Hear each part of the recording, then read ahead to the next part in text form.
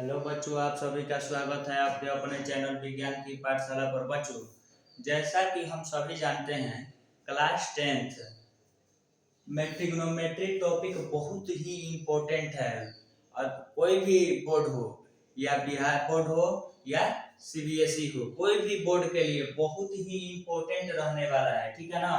तो आज हम समझेंगे कि ट्रिग्नोमेट्री क्या होता है और ट्रिग्नोमेट्री का स्टडी क्यों किया जाता है। सर, आखिर हम ट्रिग्नोमेट्री क्यों स्टडी करें? नहीं, तो इसके बारे में आज हम जानेंगे। ठीक है, तो चलिए देखिए, आपके अपने चैनल विज्ञान की पाठशाला को लाइक, शेयर और सब्सक्राइब करते रहिए, जिसके कारण हम मोटिवेट हो और आपके लिए ऐसे लेक्चर लेकर आते रहें। चलिए देखते हैं पहले ट्रिग्नोमेट्री का इंट्रोडक्शन क्या होता है। Introduction of trigonometry. देखिए बाबू, trigonometry is made up of three words. कितने शब्दों से मिलकर बना है? तो थ्री वर्ड से। सर, ट्री, गोनो और मेट्री। क्या क्या? ट्राई, गोनो, मेट्री। और देखिए, सबका अपना अपना मीनिंग होता है। ट्राई के मतलब होता है ट्री, गोनो के मतलब होता है एंगल, और मेट्री आप लोग बचपन से जानते हैं, जियोमेट्री पढ़ते नहीं। Sir, metri means measurement, that means the measurement of three sides. अब देखिए इसमें क्या लिखा है। The word trigonometry is derived from three Greek roots. ये ग्रीक वर्ड हैं। कैसे वर्ड्स हैं? ग्रीक वर्ड्स हैं। ट्राई मीनिंग थ्राइस और three, gonia meaning and angle. Gonia means angle. Gonia जो वर्ड है वो ग्रीक है, हम लोगों को angle, and metron meaning measurement. I hope आप लोगों को फर्स्ट क्लियर होगा। देखिए अब सेकंड लिखा है, in fact trigonometry is the study of relationship between the sides and the angle of A triangle. Sir, इसमें ट्रायंगल के बात किया गया है, तो सर हमें किस ट्रायंगल के बारे में पढ़ना है? तो देखिए बाबू, हम लोग को ट्रिग्नोमेट्री में जो मेनली ट्रायंगल के बारे में पढ़ना है वो राइट एंगल ट्रायंगल होगा। कौन सा ट्रायंगल होगा? राइट एंगल ट्रायंगल होगा। सर, राइट एंगल ट्रायंगल क्या होता है? तो आप लोग सभी बचपन से जानते होंगे, क्लास 4 से ही, कि जिसका एक एंगल कितने डिग्री का हो बाबू? 90 डिग्री के। इट इज कॉल्ड, बताइए क्या कहेंगे उसको? Right angle triangle. अब इसमें लिखा है कि हम थ्री साइड्स के बारे में पढ़ते हैं। तो थ्री साइड्स किस में होता है? तो सर, ट्रायंगल में। तो आप लोगों को पता चल गया होगा कि हम इसमें किसके बारे में पढ़ने वाले हैं? तो ट्रायंगल के बारे में पढ़ने वाले हैं। आई होप आप लोगों को ट्रिग्नोमेट्री बहुत अच्छे से समझ में आया होगा कि ट्रिग्नोमेट्री का मीनिंग क्या होता है और ट्रिग्नोमेट्री में हम किसके बारे में पढ़ेंगे। जिन बच्चों को ये क्रिस्टल क्लियर है, समझ में आ गया होगा, वो नोट कर लीजिए। चलिए लिखिए तो आप लोग। इसके बाद हम जानेंगे पाइथागोरस थ्योरम। ठीक है, तो चलिए हेडिंग दीजिए, according to Pythagoras theorem.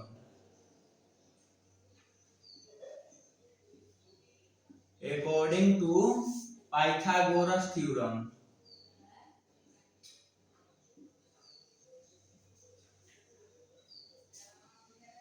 Pythagoras theorem. अब देखिए बाबू, पाइथागोरस थ्योरम क्या कहता है कि हाइपोटेनस का square is equal to perpendicular के स्क्वायर प्लस बेस के स्क्वायर। यही ना आप कहता है पाइथागोरस थ्योरम, कि जो बड़ा वाला साइड होगा ट्रायंगल के, वो दो को छोटे साइड के स्क्वायर के सम के इक्वल होगा। अब देखिए, जब हमें हाइपोटेनस फाइंड आउट करना होगा, तो स्क्वायर है बाबू, इधर आएगा तो रूट हो जाएगा, तो P square plus B square. अगर हमें क्या निकालना होगा? पी निकालना होगा, तो क्या करेंगे? Under root H square minus B square. अगर हमें बी निकालना होगा तो क्या करेंगे सर?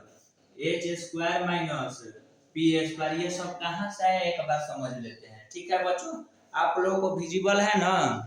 हाँ चलिए, आप लोगों को विजिबल है तो देखिए, अब हमें पी निकालना है। तो मान लीजिए, देखिए ये बी जो है इधर पॉजिटिव है, इधर आएगा तो निगेटिव। इसको ऐसे लिख सकते हैं आप, P square equal to H square, क्योंकि एच स्क्वायर तो पहले से इधर था, ये बी आया प्लस में था, इधर आया तो माइनस में आया, तो माइनस बी स्क्वायर। ये स्क्वायर है, उधर जाएगा बाबू तो रूट हो जाएगा, under root H square minus b²।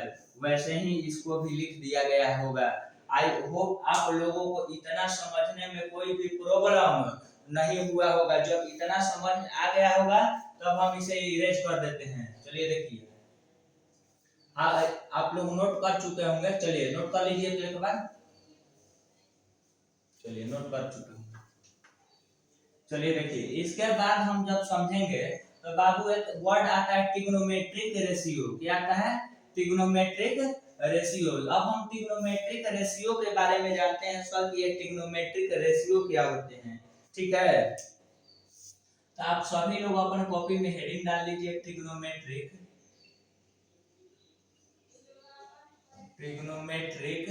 Ratio, या रेशियोज भी लिख सकते हैं। इसी को आप शॉर्ट फॉर्म में टी रेशियो लिखिएगा। क्या लिखिएगा? T ratio. ठीक है ना। अब देखो, कोई भी एक हम ट्रायंगल लेते हैं। कैसा ट्रायंगल लेंगे सर? तो राइट एंगल ट्रायंगल लेंगे बाबू। कैसा लेंगे? राइट एंगल ट्रायंगल, जिस पर 90 डिग्री का एंगल बनेगा। एक बात एकदम ध्यान से सुनते रहिएगा लोग। जिस पर 90 डिग्री का एंगल बनेगा, पहले ट्रायंगल का नामकरण कर देते हैं। जिस पर राइट एंगल ट्रायंगल बनेगा उसके सामने वाला ऑलवेज हाइपोटेनस होगा। क्या होगा बाबू? ऑलवेज हाइपोटेनस होगा। या आप लोग ये भी कहते हैं कि सर ट्रायंगल का, राइट एंगल ट्रायंगल का जो बड़ा साइड होगा वो ऑलवेज हाइपोटेनस होगा। अगर हम यहाँ पर कोई एंगल बनाएं तो इसके सामने वाला परपेंडिकुलर कहलाता है। क्या कहलाएगा बाबू? परपेंडिकुलर। और जो बच गया वो बेस हो गया। क्या हो गया? बेस हो गया। अब देखिए, ट्रिग्नोमेट्रिक रेशियो मेनली 2 होते हैं, साइन और कॉस। 2 का ही यूज करके अदर बहुत सारे क्या बनाए जाते हैं? ट्रिग्नोमेट्रिक रेशियो बनाए जाते हैं। ठीक है, तो पहले हम देखते हैं। अब देखिए, फर्स्ट आता है साइन थीटा। साइन थीटा का बाबू फॉर्मूला होता है P/H। क्या होता है? P/H। दूसरा देखिए बाबू होता है cos थीटा। क्या होता है? cos theta. cos थीटा को आप लोग लिखते हैं B/H। तीसरा होता है tan थीटा। क्या होता है sir? tan theta. tan theta को आप लोग लिखते हैं P/B। फोर्थ होता है cosec थीटा। cosec थीटा जो बाबू होता है ना, sin थीटा के अपोजिट होता है। इसको H/P लिख सकते हैं। 5 में जो होता है sec थीटा होता है। कौन theta? sec theta. sec theta जो होता है cos थीटा का उल्टा है, H/B। 6 नंबर पे आता है बाबू कौन सा? cot थीटा बचा है तो cot थीटा लिखेंगे equal to B/P। I hope आप लोगों को सभी ट्रिग्नोमेट्रिक रेशियो समझ में आ गया होगा। जिन बच्चों को इसमें कोई भी प्रॉब्लम है या हाइपोटेनस परपेंडिकुलर बेस समझने में कोई भी प्रॉब्लम है तो हमें कमेंट करके एक बार जरूर बताएं कि सर ये यहाँ हमें प्रॉब्लम है। आप लोगों का सभी क्वेश्चन का सॉल्व किया जाएगा। चलिए नोट कर लीजिए। तो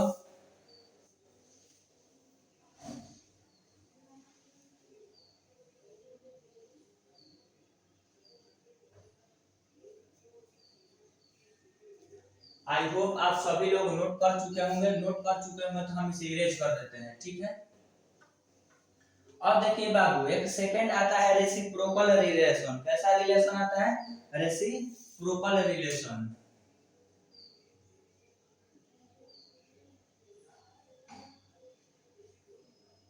रेसिप्रोकल रिलेशन। अब देखिए, ट्रिग्नोमेट्री में जो रेसिप्रोकल रिलेशन होता है इसके मतलब क्या होता है? देखिए, जैसे फर्स्ट होता है तो साइन थीटा को आप लोग लिख सकते हैं 1/कोसेक थीटा। क्या लिख सकते हैं? Cosec theta. ये सभी आप लोग को प्रूफ कराया जाएगा। पहले आप लोग ध्यान से समझते रहिए कि सर क्या क्या बता रहे हैं। दूसरा बाबू देखिए, कोस थीटा जो होता है इज इक्वल टू 1/सेक थीटा होता है। और जो थर्ड होता है tan theta is equal to 1/cot theta होता है। और देखिए, आप लोग कहिएगा कि सर ये रेसिप्रोकल कैसे हो गया? हमें नहीं समझ में आया, हम मानते हैं कि आप लोग को नहीं समझ में आया। तो देखिए यहाँ पर ये बताइए ये डिवाइड में है कि मल्टीप्लाई में है? तो आप लोग बोलिएगा कि सर ये डिवाइड में है, इधर आएगा तो मल्टीप्लाई में। इसको लिख सकते हैं sine theta into cosec theta is equal to 1। दूसरा बताइएगा लोग, cos theta into sec theta is equal to 1। तीसरा बताइए लोग, tan theta into cot theta is equal to 1। यही हम लोगों के पास 3 रेसिप्रोकल रिलेशन होते हैं। आप लोगों को प्रूफ कराया जाएगा कि ये क्यों होता है। एक प्रूफ कराएंगे, आप लोग 2 घर से प्रूफ करके आइएगा, ठीक है। तो देखिए फर्स्ट का प्रूफ समझते हैं कि ये आखिर क्यों हुआ। एलएचएस ले लेते हैं। एलएचएस में क्या है, sine theta into cosec theta is equal to 1। कुछ देर बाद आप लोगों को कुछ पढ़ाया गया था। क्या पढ़ाया गया था कि जो साइन थीटा होता है बाबू p बाई एच होता है, और जो कोसेक थीटा होता है वो h बाई p होता है। आप लोग मल्टीप्लाई बचपन से ही जानते हैं कि h से h कैंसिल आउट, p से p कैंसिल आउट। कितना प्रूफ हो गया, 1। तो लिखिएगा LHS is equal to RHS। I hope आप लोगों को रेसिप्रोकल रिलेशन भी बहुत अच्छे से क्रिस्टल क्लियर हो चुका होगा। जिन बच्चों को कोई भी डाउट है हमें कमेंट करके जरूर बताएं। चलिए नोट कर लीजिए। तो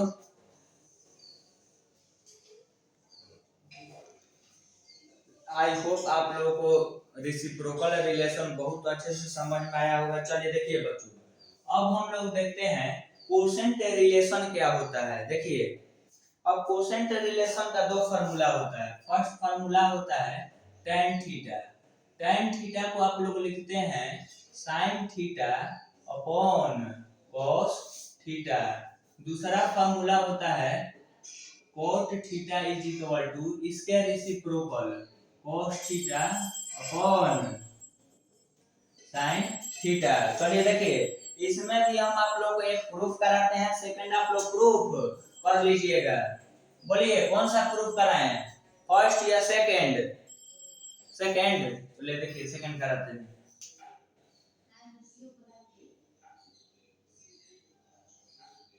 सेकंड का प्रूफ देखते हैं। हम एलएचएस लेते हैं। पहले क्या लेते हैं बाबू, एलएचएस। एलएचएस में क्या है, एलएचएस नहीं लेते हैं, इसमें पहले आरएचएस ले लेते हैं, ठीक है, क्योंकि आरएचएस में गिवन दिया है। तो देखिए cos theta upon sin theta. cos theta का वैल्यू आप लोगों को पढ़ाया गया होगा, क्या, b बाई h। क्या पढ़ाया गया है, b by h। sin theta p by h, तो h से h cancel out, b upon p। ये cos थीटा का क्या फार्मूला होता है, b by p। I hope आप लोगों को कोसेंट रिलेशन भी समझ में आया होगा, और इसे याद भी रखना है कि tan theta equal to sin theta बटा में cos थीटा, और cot theta equal to cos theta बटा में sin थीटा। और देखिए जो नेक्स्ट टॉपिक आता है, बहुत छोटा टॉपिक है, power of T ratios.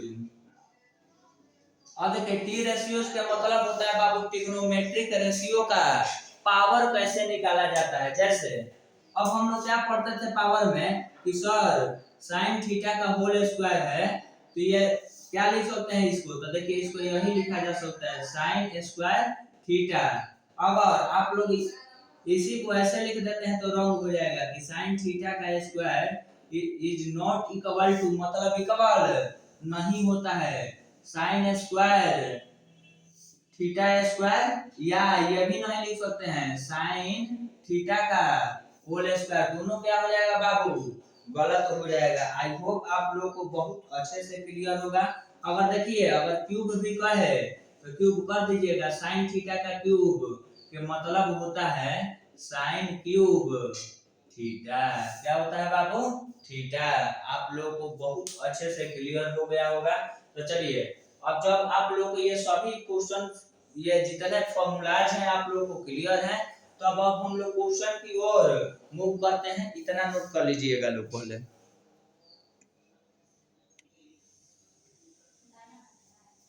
I hope जितना आप लोगों को फार्मूला समझ में आया होगा, आप लोग बहुत अच्छे से समझ चुके होंगे। तो देखिए बच्चों, जो फार्मूला समझ में आ गया है, तो अब हम क्वेश्चन की ओर मूव करते हैं। ठीक है, देखिए फर्स्ट क्वेश्चन क्या कर रहा है, इन ए राइट ट्रायंगल। कौन सा ट्रायंगल? Right triangle. जो जो आप लोगों को क्वेश्चन बोल रहा है वो कर दीजिए। ये एक राइट ट्रायंगल बना दिए हैं। ठीक है, ट्रायंगल ए बी सी, मतलब एंगल किस पर? बी पर। A B C, A is acute. देखिए इसको ऐसे भी तो लिख सकते हैं, इधर लिख दीजिए सी और इधर लिख दीजिए ए। यहाँ पर कौन सा एंगल है? एक्यूट एंगल है। साइन ए का वैल्यू दिया है, साइन, पहले लिखिएगा यहाँ पर गिवन दैट, पहले सॉल्यूशन लिखिएगा, उसके बाद क्या लिखिएगा? Given that. क्या गिवन दैट है? तो sine A is equal to 3/5, और साइन थीटा का फॉर्मूला होता है p/h। क्या होता है बाबू? p/h होता है। ठीक है, अब बताइए, find the remaining trigonometric ratios of angle A. Remaining trigonometric ratios कहने का यहाँ पर ये मतलब है कि साइन तो निकाल दिया गया है, आप लोगों को बाकी सब निकालना है। तो कितने ट्रिग्नोमेट्रिक रेशियो होते हैं? 6 होते हैं। एक निकाल दिया गया और 5 हमें निकालना है। तो देखिए पहले यहाँ पर लिख लेते हैं। ये देखिए परपेंडिकुलर जो है 3x होगा, और ये जो हाइपोटेनस है वो 5x होगा। लेट कर लेते हैं, let p is equal to 3x and h is equal to 5x। उसके बाद आप लोग लिखिएगा यूजिंग पाइथागोरस थ्योरम। उसके बाद हम क्या निकालेंगे बाबू? b निकालेंगे। तो b का क्या फॉर्मूला होता है? 5x के स्क्वायर माइनस, मतलब h square minus p square, तो क्या निकलेगा? b square. ये कितना हो जाएगा? 25x square minus 9x square, b बराबर ये कितना होगा? 16x square. तो b इक्वल टू कितना आएगा बाबू? 4x आएगा। आई होप आप लोगों को बेस निकालने में कोई भी प्रॉब्लम नहीं हुआ होगा। बेस जो है हम लोग कितना है? 4x है। अब देखिए, अब हमें ऑल ट्रिग्नोमेट्रिक रेशियोज निकालना है। तो साइन दे दिया है। अब जब हम cos निकालने जाते हैं, तो cos a का फॉर्मूला होता है b/h। b बताइए कितना है? 4x। h कितना है बाबू? 5x। x से x कट के क्या बचेगा? 4/5। जब cos निकल गया तो थर्ड होता है tan a। tan a का क्या फॉर्मूला होता है? p/b। p कितना है बाबू? 3x, यहाँ पर p है। b कितना है बाबू? 4x। x से x कट गया, 3/4। जब cos और tan निकल गया, 3 निकल गया, तो 3 इसके उल्टा, पहला लिखिए cosec। cosec को डायरेक्ट लिख दीजिएगा, क्यों? क्योंकि ये साइन के रेसिप्रोकल होता है। तो लिख दीजिए यहाँ पर 5/3। cosec के बाद क्या आता है बाबू? sec। sec जो होता है किसके रेसिप्रोकल होता है? cos के। तो 5/4 लिख दीजिए। और कौन सा बचा है? tan। तो tan जो होता है किसका रेसिप्रोकल होता है? cot के।